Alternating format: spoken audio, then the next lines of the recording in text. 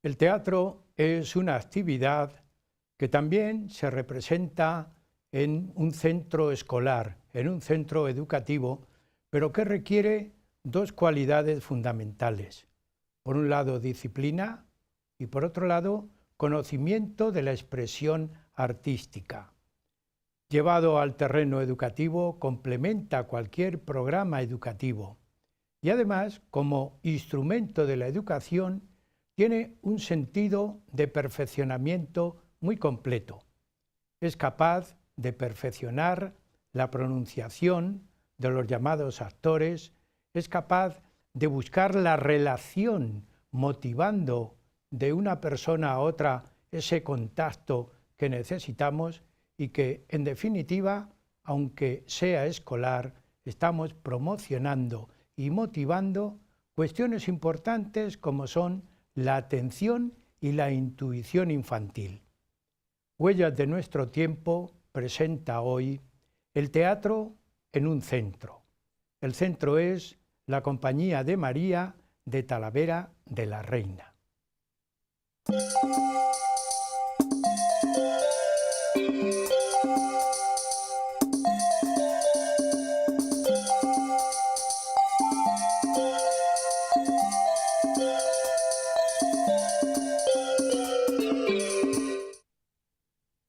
Huellas de nuestro tiempo les presenta hoy un tema muy escolar, pero muy actual, aunque en el tiempo tiene sus raíces. Hoy tenemos en nuestro estudio la presentación de un libro, El teatro en el Colegio Compañía de María de Talavera de la Reina. Y tenemos en nuestro estudio a la autora del libro, doña Ana Hormigos González, que le agradecemos, cómo no, que venga desde Talavera a Toledo a presentar el libro y a realizar este programa. Ya es para estar contentos y vuelvo a repetir, agradecidos. Así que, Ana, muchas gracias por haber venido y por habernos traído esta riqueza escolar, porque en el mundo de hoy todo lo que se refiera a educación no solamente hay que agradecerlo, sino promocionarlo. Así que vamos a promocionar un aspecto educativo como es el teatro. Así que tenemos aquí tu libro. Ana, doña Ana Hormigos, es doctora en literatura, es profesora del Centro de Secundaria de Talavera, Alonso de Herrera, e investigadora. ¿Cómo no? Va a estar en este programa de la Cofradía Internacional de Investigadores una investigadora. Doña Ana Hormigos ha investigado no solamente en lo que es el teatro escolar, representado en la obra que yo tengo en la mano ahora, sino que también ya estuvo en otro programa, con un programa sobre el siglo XVI, el teatro religioso en el siglo XVI, con motivo de la fiesta del Corpus Christi. Por tanto, tenemos aquí una obra. Yo he leído la obra, la he hojeado y me encuentro con algún aspecto fundamental que quiero introducir para que vayan ustedes conociendo por dónde va a estar expuesto el programa. En la obra se plantea, por lo menos yo lo intuyo así, una cuestión importante que es cómo determinar la literatura infantil. Parece que es un tema de mayores, de sabios o de extraños. La literatura, la manera de escribir y de hablar, está representando la mayor parte de la actividad escolar. Pues entonces, en el libro nos vamos a dar cuenta que lo que se intenta destacar es, por un lado, el conocimiento, pero por otro lado también la expresión oral, expresión escrita, pero también la expresión corporal, porque el teatro representa eso, la expresión corporal de la figura y de la persona.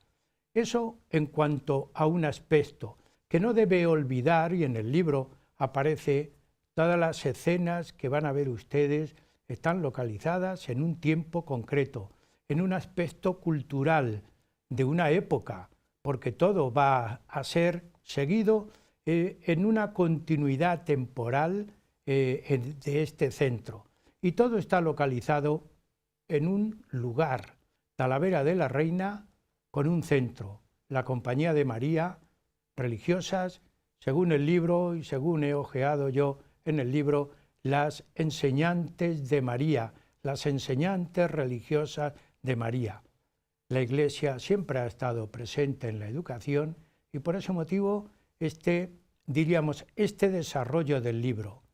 Cuando, si ustedes hojean el libro y pueden tenerlo, porque puede estar al alcance de todos, se darán cuenta que el lenguaje es muy ameno, el lenguaje es sencillo, muy preciso, muy concreto, porque la mayor parte de las veces quien tiene que representar una obra es un niño, y un niño no hace cambios en el lenguaje y modificaciones, hace una expresión pura. Pues todo eso se van a encontrar en el libro. Así que con esta introducción, quitando un poco de tiempo a nuestra invitada, yo voy a mantener el libro para que ustedes vayan viendo la portada y lo que es el contenido. Con el título ya se dan cuenta por dónde va a ir el contenido del libro. Así que mi primera cuestión a doña Ana, profesora de literatura, especialista en el teatro de cualquier época. Cuando hablamos de teatro escolar, ¿qué supone? ¿Qué es? ¿Qué podemos decir a nuestros telespectadores? Piensan que el teatro escolar es deambular por ciudades y ¿qué es el teatro escolar? Bueno, Andrés, en primer lugar, muchísimas gracias por haberme invitado a tu programa. Es siempre, pues, para mí un honor estar aquí contigo y sobre todo que me hayas dado la oportunidad de poder traer este libro para todo el público que le interese. Me preguntas qué es una obra escolar, el teatro escolar. Pues la respuesta es muy sencilla. Es una obra hecha por alumnos y para alumnos en un ámbito escolar. En el libro que presento, pues hay obras de teatro hechas por alumnos, no siempre. Pero sí que es verdad que la obra de teatro escolar es siempre hecha para alumnos. Es decir, el protagonista absoluto de una obra de teatro escolar es el alumno. Y el teatro que yo presento en este libro y que recojo de la tradición de la Compañía de María de Talavera de la Reina desde 1900 hasta el 2016, pues son obras de teatro que persiguen podríamos decir, tres principios fundamentales, que son el instruir, el aprovechar y el deleitar. Y estos tres principios son herederos de Horacio, nada menos, en su Ars Poetica, y voy a decir ahora una frase en latín que siempre queda muy bien, Andrés, que es prodesse et delectare vel simul, es decir, instruir, aprovechar y deleitar. Tú también eres profesor o has sido profesor, Andrés, y todo lo que se aprende de una manera deleitosa se aprende con más gusto y normalmente se asocia a podríamos decir, a un recuerdo positivo. El teatro, todo lo que se aprende a través de una representación dramática, en este caso en el ámbito escolar, queda en la mente del niño de una manera imborrable. Y siempre cuando nos volvemos a juntar las antiguas alumnas y recordamos cosas del colegio, siempre recordamos con mucho cariño las obras de teatro que hicimos en el Colegio Compañía de María. Los motivos educativos que pueden hacer que el teatro sea una actividad interesante hoy en día, parece que hemos inventado algo, Andrés, y por supuesto el teatro, no voy a venir yo aquí a venderlo, es una actividad humana tan antigua casi como el propio hombre, ¿no? Pero sí que es verdad que hoy en día estamos en una sociedad en la que nos cuesta mucho escuchar y los niños son cada vez más individualistas, tienen un montón de maquinitas, pasan mucho tiempo libre en casa, tenemos el problema del sedentarismo, de la obesidad infantil, y el teatro lo que hace es sacarles de sí mismos, y todo por perseguir, podríamos decir, una actividad que tiene como fin el éxito del grupo, no el éxito de una persona determinada. Yo cuando hago teatro hoy en día con mis alumnos en el instituto, todos quieren ser los protagonistas, todos quieren ser los que salgan en escena. Pero es verdad que es interesante que ellos caigan en la cuenta de que el teatro es una actividad cooperativa de primer orden. O sea, todos son importantes en el teatro escolar. El que sube el telón, el que maquilla, el que apunta cuando a alguien se le olvida. Y esto es algo fundamental hoy en día. No el brillar uno por sí mismo, sino el formar parte de un grupo y que ese grupo tenga éxito como tal. Entonces yo creo que ya por ese lado el teatro escolar tiene justificación hoy en día. Luego en el propio libro tomo ideas de antiguas alumnas que cuentan por qué a ellas el teatro les ha parecido una actividad interesante, y te puedo decir, por ejemplo, que les ayuda en el espíritu de superación. Vemos a chicas, incluso muy pequeñitas, que tienen problemas de timidez y que cuando se suben al escenario son capaces de superar esos problemas. Muy interesante. Claro, incluso tenemos también problemas a la hora de pronunciar, y el teatro también esto nos va a ayudar a trabajar esos problemas, a ponerse delante de un público, a proyectar la voz, a controlar, por ejemplo, la expresión corporal, que hoy en día también tenemos el problema de los móviles, ¿no? Que cada vez hay más problemas de espalda porque no somos capaces de levantar la mirada. El control de la tensión. Hoy en día los chicos tienen mucho problema con la frustración, Andrés, porque en cuanto les sale algo mal, pues ya abandonan. Pues no, en el teatro hay que ensayar muchas veces. Claro, hay que repetir. Hay que repetir, la repetitio, ¿no?, de los latinos. Pero es que hoy, escolarmente, eso de repetir cosas está mal visto, porque dicen que eso es una memoria que no hay que promocionarla. Sin embargo, has hablado de atención y yo la acompañaría con la memoria. Memoria y atención son dos capacidades que tiene la persona que tenemos que promocionar, y escolarmente mucho. Hablan de niños, tú dices, niños que se mueven mucho y otros niños muy estáticos, pero cuando levantan la vista de la máquina están moviéndose mucho porque necesitan actividad. Sin embargo, cuando estén en el escenario, según tu experiencia, no tienen más remedio que moverse adecuadamente, moverse al sitio donde deben ir, volver, actuar. Todo eso es una atención muy controlada, y yo, pues, por supuesto, lo veo como una gran capacidad. El poder conseguir eso es conseguir que el alumno empiece a centrarse en lo que es el ámbito escolar, que no es poco. Sí. Bueno, también podría decirte, Andrés, que, como tú has dicho, fomenta la memoria, que hoy en día está un poco denostada, ¿no?, la memorización, pero también ayuda, podemos decir, ¿quién puede negar que la memoria ayuda a la hora de estudiar? Es que yo creo que nos hemos metido en disquisiciones pedagógicas o psicológicas un poco de tendencia moderna, pero que luego en el fondo no sirven para mucho. Por ejemplo, también familiarización con modos y vocablos de otras épocas. Cuando hablamos de teatro, por ejemplo, clásico, en el libro las alumnas del colegio han hecho Antígona. Fíjate, qué reto tan bonito. Y además sin ningún tipo de adaptación. Pero es que yo también he visto, Ana, que tú pones aquí muy acertadamente significado de algunas palabras árabes. Califa, emir, valíes, alfaquíes, jeques, alameríes, gran aljama, mezquitas, cadíes, y los personajes, los nombres de los personajes, Almotamid, Aben Omar, por citar algunos. Es decir, que todo esto cultiva, indiscutiblemente. Estamos introduciéndonos en una gran, diríamos, en una gran obra que es educar. Y además estamos de una manera, si queremos, a través del juego, que también hay quien promociona el juego, es el camino para llegar a aprender, pero no todo en educación es juego. También hay que distinguir y matizar. Si nos vamos centrando después de todas estas causas que nos vas exponiendo, los motivos por el que el teatro hay que cultivarlo y promocionarlo, nosotros nos vamos a centrar en tu obra y en tu trabajo.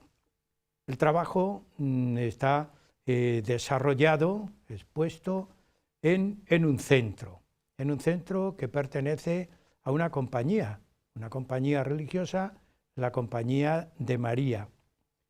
¿Por qué el teatro aparece también en esta compañía? Luego me hablarás de la historia, pero ya tenemos un centro que históricamente, según he podido comprobar en el libro, dedicada a la enseñanza a esta compañía, diríamos, esta obra religiosa se dedica a la educación y tiene como, diríamos, como un aspecto de promocionar la persona, de promocionar a las alumnas, de promocionar a la educación, utilizando, como diríamos, la joya preciosa con esta expresión artística que es el teatro. ¿Por qué esta compañía inicia eso? Bueno, pues te cuento un poquito, Andrés, la historia de la Compañía de María. Sí. Y si quieres, me centro primero en el Colegio de Talavera y luego me voy a la fundadora, que es Santa Juana del Estonac. Pues yo no sé si nuestros telespectadores conocen el Colegio de la Compañía de María de Talavera de la Reina, pero tiene una historia preciosa. El colegio está situado en un antiguo convento de dominicos. Fray Hurtado de Mendoza lo fundó en 1520 y con la ayuda de Carlos V y el cardenal Loaísa consagra la iglesia en 1536. La iglesia del Colegio de Talavera es una auténtica maravilla. Los que conozcan la iglesia de San Esteban de Salamanca pueden encontrar muchas similitudes entre las dos iglesias. Y fíjate que por los efectos de las leyes desamortizadoras de Mendizábal, el convento y la iglesia es vendida a Tomás de Villarejo en 1835 y este señor transforma la iglesia en una fábrica de tinajas. El deterioro de la iglesia es impresionante y se pueden ver, hoy no porque está todo tapado, todas las paredes de la iglesia están tapadas, pero la piedra quedó seriamente dañada, se quedó ahumada. Hay algunas partes de la iglesia en las que se puede ver eso. Y entonces aparecen en la historia los fundadores del colegio, que nosotros, las antiguas alumnas, pues les tenemos mucho cariño, que se llaman don Juan de Peñalosa y doña Elena de la Quintana. Son señores adinerados que viven en Madrid y tienen, a finales del siglo XIX, y tienen una niña que se llama Concepción, es una niña de 6 años, y esta pobre niña enferma gravemente. Y entonces un amigo de la familia les dice a los padres que por qué no encomiendan la salud de la niña a la fundadora de la Compañía de María. En este caso, esta señora, amiga de la familia, tenía relación con la religiosa de Tudela, de Navarra. Entonces se encomiendan con todas sus fuerzas, porque Santa Juana todavía no era santa en aquella época, a finales del siglo XIX. Rezan por la salud de la niña de Concepción, pero no puede ser y al final muere. Pero los padres dicen que para, podríamos decir, continuar con la labor que su hija no pudo seguir, que fue la enseñanza de las niñas, pues van a dar dinero de sus saberes a la fundación de un colegio para que las niñas se puedan educar cristianamente. Y entonces eligen Talavera de la Reina. Compran la antigua fábrica de tinajas y remodelan el antiguo convento de los dominicos, la iglesia también la arreglan y hacen lo que es el edificio escolar. Y entonces lo hacen todo según las disposiciones de Santa Juana. Y tú me dirás, ¿y quién es Santa Juana? Claro, yo ya sé algo de Santa Juana, sí, porque he leído el libro. Pero claro, Santa Juana para mí casi es de la familia, porque yo soy antigua alumna del colegio. Ahí vemos ahí está Santa Juana. Bueno, pues Santa Juana del Estonac es una santa francesa que nace en 1556 en Burdeos, en Francia, y es sobrina del famoso humanista cristiano Miguel de Montaigne, que eso sí que te tiene que sonar. Sí, sí, claro. Bueno, pues Santa Juana del Estonac es hija de Juana Eiquem y de Ricardo del Estonac. Y lo que sucede en la vida, en la primera infancia de Santa Juana del Estonac, es muy curioso, porque ella vive en su casa la fractura por la religión, es decir, la madre entra dentro de la herejía calvinista y la madre intenta atraer a su hija también hacia el calvinismo, Sin embargo, su tío Miguel y su padre Ricardo hacen todo lo posible para que la niña no abandone el catolicismo. Pero ella sufre muchísimo en su primera infancia porque ve que su familia algo se ha roto y ese algo es tan importante como la fe en un hogar cristiano. Ella desde muy jovencita quiere ser religiosa, pero su padre le dice que en aquella época los conventos no eran muy recomendables, o bien porque estaban relajados, o bien porque habían caído en la herejía calvinista. Y entonces con 18 años se casa con Gastón de Montferrat, el barón de Landirás. Y entonces vive, creo que son 18 años, como esposa y como madre, tiene 5 niños y ella pierde a su marido, pierde a su padre, pierde a su tío, y cuando los niños ya son mayores quiere seguir con ese ideal de juventud que era la vida religiosa. Y entonces, bueno, tiene bastantes problemas a la hora de marcharse a Toulouse, porque ella entra en el Cister en Toulouse, en las Fulienses. Lamentablemente pasa muy poquitos meses en este convento porque su salud pues no lo soporta, las penitencias de aquella época en esta orden, y no lo entiende Andrés, porque dice, bueno, Señor, ya que he dejado a mis hijos colocados, como se dice hoy en día, pues ya puedo seguirte en la religión, ¿no? Ser religiosa. Pues no, tiene que salir del convento, y justo la noche antes de salir ella tiene una visión, que le llamamos en el libro La noche de las Fulienses. Y ella tiene una visión, el Señor le muestra el infierno y ve cómo las niñas caen en el infierno porque no hay nadie que las ayude, que las eduque cristianamente. Y entonces en ese momento ella sabe que tiene que hacer algo por esas niñas en la iglesia. Y entonces ya empieza muy incipientemente la idea de crear, de fundar una nueva orden en la iglesia dedicada a la educación de las niñas, porque hasta entonces no había. Un nuevo colegio, un nuevo modelo de colegio para niñas, fundamentalmente para niñas. Pero todo esto es muy interesante porque aparece un nuevo instituto religioso. Pero aquí, aunque sea un paréntesis en esta primera parte del programa, y si no concluimos, continuaríamos en la segunda, a mí me agradaría que destacaras o por lo menos expusieras la Compañía de María tiene mucho que ver en el ámbito educativo con la Compañía de Jesús. Estamos en el siglo XVI, la Compañía de Jesús desde el siglo XVI hasta la expulsión en Europa en el siglo XVIII, crea algo así como 600 y pico colegios. Se dedica a la enseñanza. ¿Qué tomó, qué recibió de la Compañía de Jesús la fundadora de este centro, de esta orden, de esta compañía? Pues fíjate, Andrés, que Santa Juana siempre tuvo una relación muy estrecha con los jesuitas en Burdeos. Su hermano entró en la Compañía de Jesús y además ella vivía en la calle Víctor Hugo de Burdeos, muy cerquita de lo que era el Colegio de la Magdalena, que los jesuitas tenían en Burdeos. Hoy en día es el Liceo Montaigne. Y entonces la relación de Santa Juana con los jesuitas pues era natural. Ella, a través de su hermano, siempre había estado en contacto con los jesuitas. Cuando vuelve Santa Juana del Cister de Toulouse y vuelve a Burdeos, ella intenta contar esta visión que había tenido y esta idea, esta inspiración divina a dos padres de la Compañía de Jesús de Burdeos, que son el padre Raimón y el padre de Bordes. Y entonces ellos dos ven que esto es de Dios y que esto puede ser algo muy importante en la iglesia, porque sí que es verdad que los niños estaban atendidos por los jesuitas en la cristiandad, en Burdeos concretamente, pero ¿y las niñas, Andrés?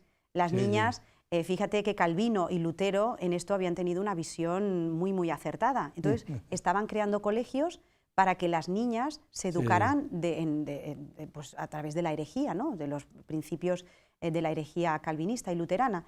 Entonces, es verdad que estos jesuitas ven que es un hueco que hay que cubrir, que es necesario que alguien se dedique a la educación cristiana y humana de las niñas. Y entonces van viendo, hay unos años de discernimiento. Santa Juana al principio pues ve que es una labor, como todos los grandes santos, que es una labor que es demasiado grande para ella.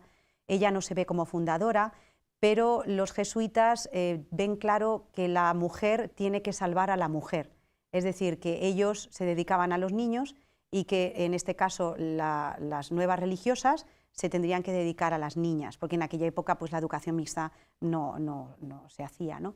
Entonces se va viendo, Santa Juana es verdad que al final accede, redacta unas constituciones, pues un ideario para sus nuevos colegios y se lo presenta al cardenal de Surdis. Y al principio el cardenal, tú imagínate, en aquella época, una orden nueva, después del siglo XVI. Del siglo XVI, finales del XVI, después de todo el problema que había habido con la herejía, bastante con los jesuitas también, que fueron una orden muy innovadora dentro de la Iglesia. Esto llevado a las niñas, a las mujeres, había pues bastantes reticencias. Pero al final el Papa Pablo V aprueba el nuevo instituto en 1607 y comienza la Compañía de María con las directrices, es verdad que adaptadas, de la Compañía de Jesús, porque Andrés, no se podía hacer lo mismo en aquella época en la educación que recibían los niños dentro de los colegios jesuitas, que se iban a dedicar principalmente a ser o bien profesores de universidad o bien grandes oradores en el sacerdocio. La mujer en aquella época no tenía esas miras. Había que enseñarla como buena ama de casa. Eso es, tenía reservado el ámbito pues del hogar, ¿no? Pero ese ámbito a tope, es decir, tenía que ser perfectamente cristiana, tenía que estar perfectamente formada en la lectura, en la escritura, en la labor y en la costura. Bien, pues llegamos a la mitad del programa, pero insistiremos en esta idea educativa que es muy interesante. Amigos, Huella de Nuestro Tiempo hace un descanso y seguiremos con ustedes.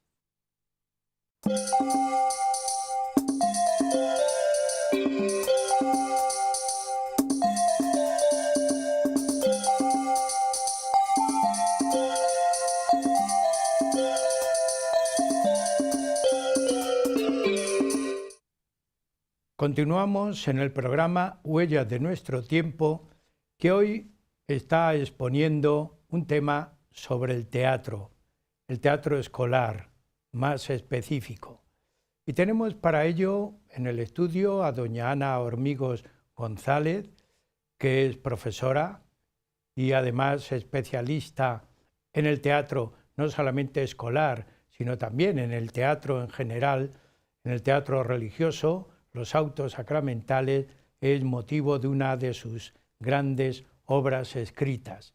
Y nos está hablando del teatro fundamentalmente en la Compañía de María, compañía de religiosas dedicadas a la enseñanza en Talavera de la Reina de la provincia de Toledo. Nos había hablado históricamente de la fundadora y nos había hablado también históricamente de la relación que tuvo la fundadora con la Compañía de Jesús. Estamos en el siglo XVI, ya muy a finales del siglo XVI, y vamos a continuar un poco con esta idea para ir aclarando los capítulos fundamentales que tiene el libro, que son del teatro. Así que, Ana, yo me situaría para complementar. Yo te había hecho la cuestión importante anteriormente, la relación que tiene la Compañía de María de religiosas dedicadas a la enseñanza con la Compañía de Jesús. Y vamos a centrarnos, si quieres, en una cuestión aparentemente muy sencilla. Alguien muy estudioso en la Compañía de Jesús, algún pedagogo, nos puede decir: la Compañía de Jesús no se dedicó al teatro, se dedicó a las humanidades, al mundo de la cultura, del Renacimiento y del post-Renacimiento. De acuerdo, todo eso estamos de acuerdo, pero estamos hablando de educación. Y si estamos hablando de educación, estamos hablando de recursos educativos. Y un recurso educativo maravilloso es el teatro. Pues, ¿qué obtuvo la Compañía de María? Hablamos del teatro de la Compañía de Jesús, referente al teatro, porque ahora le vamos a analizar capítulo a capítulo tu libro. Bueno, pues Andrés, decías antes que los jesuitas no se dedicaron al teatro en los colegios, Pues fíjate que hay un documento que se llama la Ratio Studiorum, que pues era un documento que se manejaba en la Compañía de Jesús, 1599, en el que tiene un punto que se dedica al teatro, porque en los colegios de los jesuitas se hacía teatro. Este teatro formaba parte de una actividad práctica en la asignatura de retórica. Se estudiaba retórica en latín y ya sabes que los jesuitas siempre se han distinguido por ser magníficos oradores. Esto lo hacían desde los primeros años de la enseñanza reglada. Y los maestros de retórica hacían obras de teatro en latín para que sus alumnos se ejercitaran en las artes de retórica. El control de la voz, cómo hablar a un gran auditorio, la expresión corporal, todo este tipo de cosas. Por lo tanto, los jesuitas sí que se dedicaron al teatro. Fíjate que dentro de ellos, dentro de los propios jesuitas, había religiosos que estaban completamente en desacuerdo con el teatro. Entre ellos, un paisano mío que se llama el padre Juan de Mariana. El padre Juan de Mariana no estaba en contra del teatro, pero sí de cierto tipo de teatro y sobre todo el teatro en el que aparecían las mujeres. Esto no lo llevaba nada bien el padre Juan de Mariana. Pero el teatro de los jesuitas en los colegios era un teatro muy, podríamos decir, muy dedicado a la asignatura de retórica y a los niños. Entonces no había personajes femeninos, eran solamente personajes masculinos. Entonces ya ahí quitábamos el problema del padre Juan de Mariana. Sí. Pero es verdad que San Ignacio, por ejemplo, en los ejercicios espirituales, él utiliza lo visual. Él utiliza lo que se llama la composición del lugar, que yo también lo pongo en el libro. Entonces, San Ignacio, cuando nos propone los ejercicios espirituales, dice que hay que intentar meterse en la escena como si estuviéramos en ella y como si fuéramos protagonistas de la escena. Por ejemplo, en la escena del nacimiento, en la escena del Evangelio, San Ignacio nos dice meternos dentro de la cueva, ver cómo actúan los personajes, ver cómo María cubre al niño Jesús, ver cómo San José mima a la Virgen María y tú, como ejercitante, meterte dentro de la escena y hablar con ellos. Eso, Andrés, eso es teatro. Sí. Eso es teatro, o sea, es el apoyo, claro, el apoyo de lo visual aplicado a la oración, al amor de Dios. Y San Ignacio, es verdad que es un santo, yo le tengo muchísima devoción, pero es un gran pedagogo. Porque claro, eso lo que te hace es atrapar la imaginación, todas tus potencias, todos tus sentidos, ¿para qué? Para alabar, para hacer oración. Y entonces esto yo creo que contó con el beneplácito de los jesuitas a la hora de incluir el teatro dentro de la Compañía de Jesús, ¿no? Decía el padre Acevedo que el teatro él lo consideraba como un púlpito, fíjate, y el texto del teatro como un sermón disfrazado. Entonces, a través del teatro, lo que él quería promover eran virtudes de tal manera, que fueran de tal manera atractivas que los chicos, que los estudiantes, naturalmente fueran atraídos por esas virtudes que se presentaban en el escenario. Entonces, tenía una labor catequética, pero esto ya lo explicamos en el otro programa. El teatro medieval era teatro catequético también. Sí. Por lo tanto, los jesuitas recogen toda la tradición del teatro medieval y lo aplican al contexto escolar. Andrés, los jesuitas se caracterizan por ser prácticos. Son grandes maravillosamente pedagogos, prácticos y muy pedagogos. Hay un capítulo en la historia de la educación muy importante cuando se hace alusión a la pedagogía de los jesuitas, a la educación de los jesuitas. Un capítulo muy interesante. Pero siguiendo esto, y yo tengo tu libro en la mano, uno de los capítulos, ya al hilo de lo que vas expresando, lo titulas El teatro en los colegios de la Compañía de María. Yo veo, por supuesto, que dices, desde los orígenes de la Orden de los Jesuitas en Francia, el teatro había formado parte de la vida de los colegios de la Compañía de Jesús con 2 o 3 representaciones anuales de diálogos o comedias morales. Esta es la justificación pedagógica para implantar, además de tu explicación, instaurar el teatro en el ideario de la Compañía de María. Pues fíjate, Andrés, que voy a enlazar lo que me estás preguntando con Miguel de Monteñe, con el tío de Santa Juana del Estonac. Y él tiene una obra muy famosa que se llama Los ensayos y dedica un capítulo a la educación de los jóvenes. Y él dice que el estrago mayor que había causado la herejía en la educación de la Francia del siglo XVI era inculcar la visión pesimista del hombre. El calvinismo, el luteranismo es una herejía profundamente pesimista. Sin embargo, el catolicismo siempre ha sido optimista, la redención, es decir, que es verdad que estamos dañados por el pecado original, pero a través de la redención tenemos toda la gracia del Señor para poder salvarnos. Y entonces, este optimismo, este valor de la fiesta, el luteranismo, el calvinismo fue todo interior, todo muy espartano, todo fuera lo espectacular. Sin embargo, la Iglesia Católica, como tú sabes, es justamente lo contrario, ¿no? Claro. Es el espectáculo, es la fiesta, es la riqueza. Espontánea y amplia. Eso es la maravilla de lo visual, los santos, todo lo que tenemos en la riqueza de la Iglesia Católica. Pues esto, aplicado al teatro, cuando el lector tenga en las manos el libro, parece que las alumnas de la Compañía de María están siempre de fiesta. Sí. Porque, como decías tú, hay momentos específicos del año que corresponden a las fiestas más importantes, por ejemplo, la Fundadora, el 2 de febrero, Santa Juana, la Niña María, el 21 de noviembre, o la Inmaculada Concepción, el 8 de diciembre, en las que siempre se hace una fiesta. Y la fiesta tiene siempre una obra de teatro. Puede ser una obra de teatro al uso, o pueden ser festivales, o pueden ser conciertos, recitales, bailes, todo tipo de actividad dramática o teatral que lleve consigo el componente, como decías tú antes, lúdico y de fiesta. Entonces, es que me lo han dicho, dice, claro, es que al leer el libro parece que estáis todo el día de fiesta. Esto le llevó, porque hay otro capítulo muy interesante, que lo titulas El teatro en el Colegio Compañía de María de Talavera de la Reina.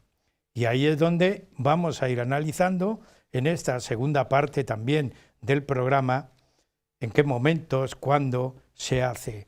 Ya hemos puesto las bases y los motivos. La Compañía de María se dedicaba a las alumnas, a las niñas. Las niñas tendrían que hacer teatro en alguna ocasión vestidas de chicos, vestidas de muchachos, de hombres, ¿no? Sí. Porque era para niñas. Pero habría que vocalizar, tú que eres especialista en eso, habría que hacer movimientos masculinos, habría que incluso manifestar en algún papel la dureza del hombre contra la mujer, impropiamente, pero bueno, había que hacerlo. Todo esto es una gran clase de logopedia. Claro. Además, Andrés, ya estamos a principios del siglo XX, en el 1900, que es cuando comienza la actividad escolar en el Colegio Compañía de María, y gracias a Dios todos los prejuicios anteriores ya se habían pasado, entonces no había ningún problema en que una chica hiciera el papel de un chico en una obra de teatro. Claro. Por supuesto, no hay ningún problema. Y hoy en día, Andrés, pues en el Colegio de la Compañía de María se estudia absolutamente lo mismo que en cualquier institución. Pues fíjate, ahí este vemos, es Molière, fíjate. Ahí vemos, alguno es varón. Sí, y no pasa absolutamente nada. Esto es el portal, y fíjate que tenemos al lado casi un cowboy, o sea que está puesto el portal de Belén con elementos de hoy en día. Aquí tenemos, bueno, las celebraciones de fin de trimestre con motivo de la Navidad, pues son muy famosas en el colegio, ¿no?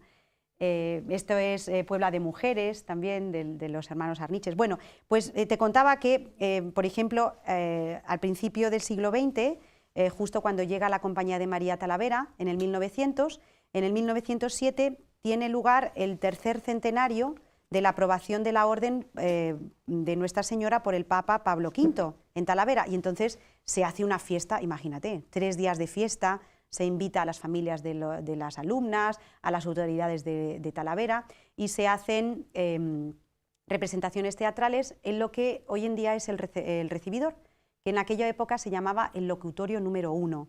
Y fíjate qué curioso, el locutorio número 1, las alumnas y las personas que conozcan el Colegio de la Compañía de María de Talavera, tiene una gran columna en medio y se divide como en 2 partes. En aquella época había rejas. Entonces, sí. las religiosas y las niñas internas hacían las representaciones teatrales detrás de la reja y el público asistente lo veía Bueno, delante de la eso reja. también Pero se es muy producía curioso. en las catedrales Sí. y en otras iglesias. Sí, sí, sí. Entonces, fíjate, hay un texto original de las religiosas escrito por ellas mismas que se llama El grano de mostaza, que aparece al final del libro. Y el grano de mostaza está escrito por las religiosas de la Compañía de María para explicar lo que es la orden de la Compañía de María al público que iba a participar de la fiesta de este tercer centenario de la orden. Y esto también lo hacían los jesuitas. Y fíjate qué interesante que ellas hacen un auto sacramental, porque en el Colegio de la Compañía de María de Talavera el auto sacramental siempre ha tenido un lugar de excepción. Es decir, ellas son pioneras en que las niñas hagan autos sacramentales y que este género tan propio de la literatura española no se pierda, porque ha estado, tú sabes que ha estado muy denostado, principalmente Sí. por la Ilustración. Entonces, las religiosas hicieron el grano de mostaza. Y es la historia de la Compañía de María, pero de una manera alegórica. Entonces tenemos la parábola del reino, del grano de mostaza. Entonces tenemos a Jesús, que es el dueño de la heredad, tenemos a la semilla, que es Santa Juana del Estonac, tenemos a los hortelanos, que son el padre jesuita Raymond y el padre de Bordes, tenemos a Lucifer, que es el que quiere que la semilla no fructifique, tenemos a la inocencia y tenemos a una colegiala. Y entonces se explica la historia de la Orden de Santa Juana de una manera alegórica. A mí esto me parece que hoy en día tiene muchísimo mérito. Pero estás hablando de unas manifestaciones históricas muy concretas. Es decir, el teatro en la Compañía de María va unido a ciertas fiestas concretas y además las manifestaciones son distintas. Y toda esa, diríamos, ese montaje artístico que tú sabes mejor que yo, pero que se necesita ropajes, se necesita pues accesorios. Aquí en el estudio tenemos accesorios, aunque sean pocos. Todo esto, ¿de dónde surge? ¿Cómo surge? ¿Cómo aparece en el colegio, en el centro educativo? ¿Quién lo realiza? ¿Quién lo confecciona? Pues fíjate que las religiosas de la Compañía de Talavera siempre se han destacado por su laboriosidad con las manos. En aquella época las niñas recibían clase de labor y de costura y entonces se dedicaban horas y horas a hacer labores y ellas mismas eran las que hacían las decoraciones de los autos o de las representaciones que se hacían. Entonces hacían banderolas, les gustaba mucho hacer altares, entonces ponían a la Virgen María en el centro de la escena y le colocaban pues a lo mejor unas gradas forradas con tela de gasa, hacían banderolas también bordadas con las insignias de la Virgen, con las letanías. Tenemos los reposteros, se conservan los reposteros originales de los fundadores en la compañía. Entonces yo como alumna y a través del libro lo que he visto es que son muy cuidadosas. Vemos una variedad de personajes.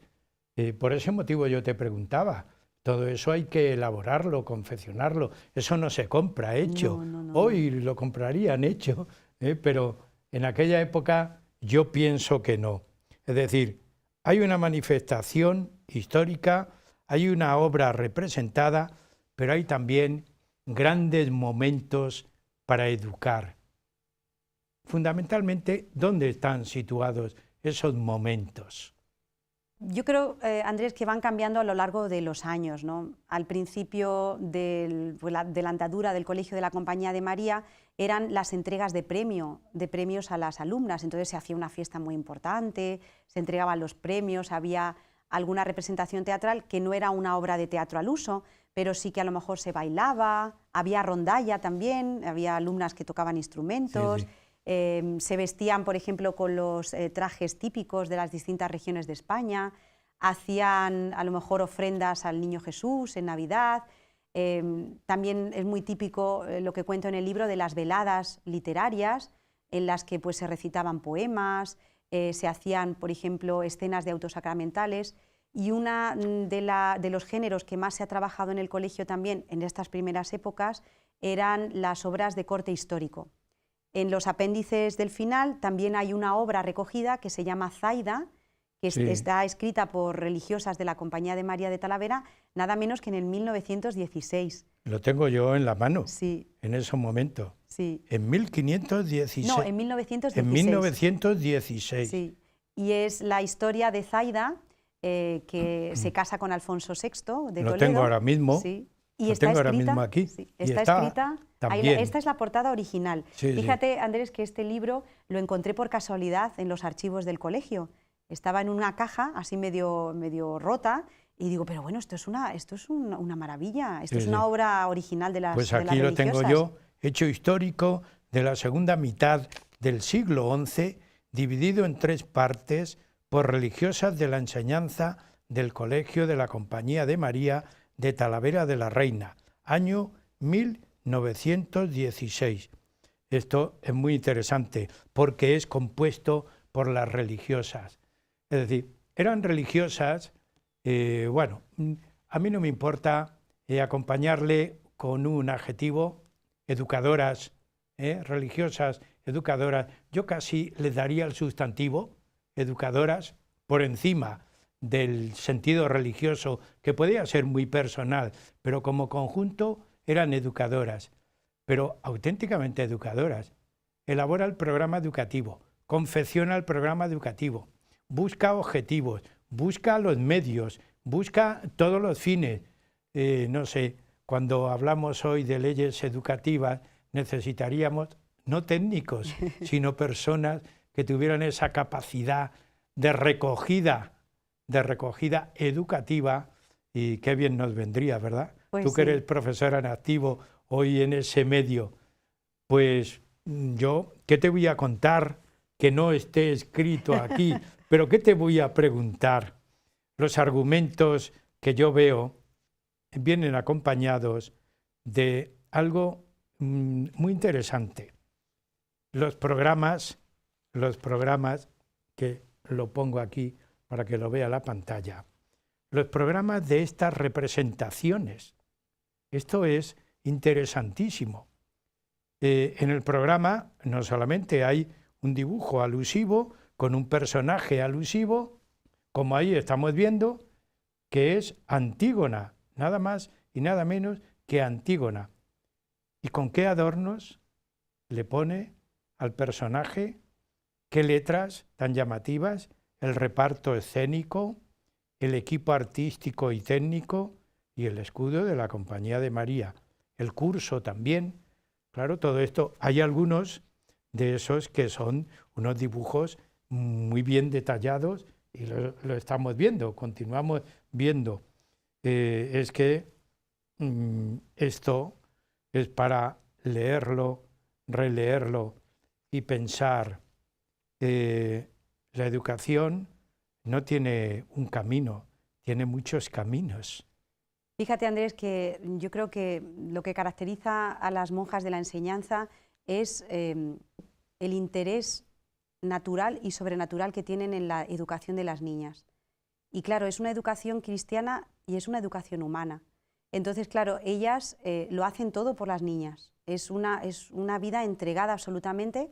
Decías que, por supuesto, la categoría de religiosas lo inunda todo, si no se dedicarían a otra cosa, podrían ser profesoras seglares, ¿no? Pero es verdad que el gran amor a Jesucristo que tienen les lleva a través de este carisma tan concreto a entregarlo todo por la educación de las niñas y también por la salvación de las niñas. Y con cualquiera que hables de las monjas actuales de Talavera, es las niñas, todo por las niñas, es una cosa, es casi obsesión por lo que tienen. Y luego tienen algo muy poderoso que falta hoy en la educación, Andrés, que es la unidad.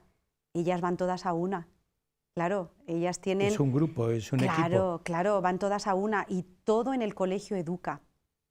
Todo lo que lleve a la piedad y a las letras, no seríamos también un poco... injustos si dijéramos, no, nosotros vamos a dedicarnos a educar en la piedad. Hombre, pues estamos en el mundo, tenemos que educar a las niñas y a los niños en la piedad y en las letras, es decir, todo lo mejor de nosotros para que los chicos salgan, las chicas salgan muy bien preparadas a la sociedad, que como decía San Ignacio, tienen que cristianizar, porque nosotros creemos que la labor principal de la enseñanza es que las chicas sean felices, que consigan el fin último del hombre. El teatro a través de, o sea, la educación a través del teatro es que nos ayuda de una manera muy poderosa. Estamos, Ana, en esta última parte y a mí del programa, y a mí me agrada esa idea que acabas de iniciar y te he cortado. Justificar el teatro como un elemento educativo, como una herramienta pedagógica. Con ello terminarías esta exposición, aunque es corta por el tiempo, pero la exposición de tu libro, esta justificación.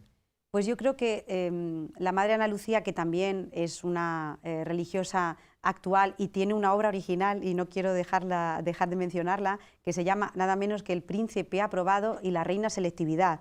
O sea que es un romance a la antigua, pero es cómico y hace referencia a ese temido examen que tienen que pasar los chicos justo antes de ir a la universidad. Y ella dice en el prólogo del libro que el teatro educa, que el teatro hace renacer amistades, que el teatro saca valores ocultos que tienen las personas.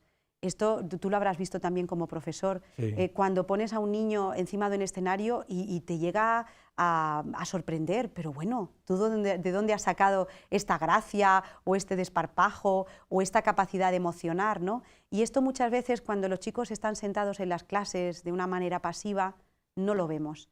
Y en el momento en el que tú pasas el protagonismo a los chicos, cuando ven que el teatro es una actividad cooperativa en la que o lo hacemos todos y todos vamos a una, o no sale bien y no sale bien para nadie, desde el que realiza, ya te digo, sube las cortinas, hasta el que reparte los papeles de mano, los programas de mano.